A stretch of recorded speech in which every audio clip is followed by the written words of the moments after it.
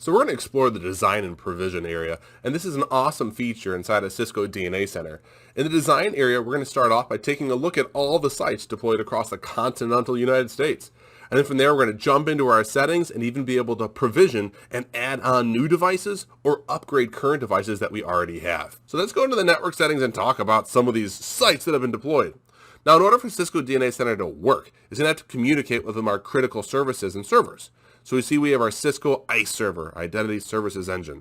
That's being allowed and used for our authentication in order to have our devices being command and controlled from our Cisco DNA Center. We've got DHCP specified, DNS is specified, syslog, SNMP, NTP, and of course, time zone and message of the day. That's cool.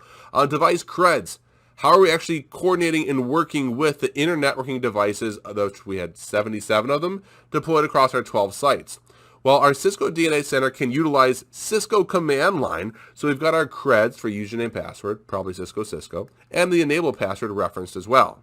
Besides CLI, our DNA Center can use SNMP. We have version 2C deployed at this time. We've got our community strings. It also supports SNMP version 3.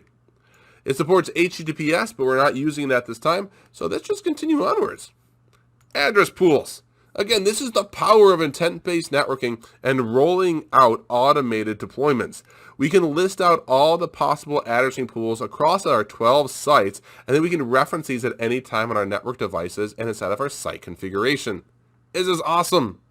We have our SP profiles, which is our service provider. We use this with our quality of service. We list out the different service providers that we'll be using across the 12 sites, and again, we can reference these on those edge devices that are connecting outbound. Wireless is my personal favorite. Deploying our wireless profiles right here inside of our network settings, and again, referencing them at a later time. A quick example of what it looks like, I can click on my Corp SSID, click on Edit, and check it out. We've got our SSID name that we can edit if it's used for voice and data or data only, iOS specific fast lane, broadcasting the SSID, going dual band, as well as even security with enterprise or pre-shared key. I love this stuff. This is so cool. Now, in image repository, we can actually focus here on those operating system updates and upgrades.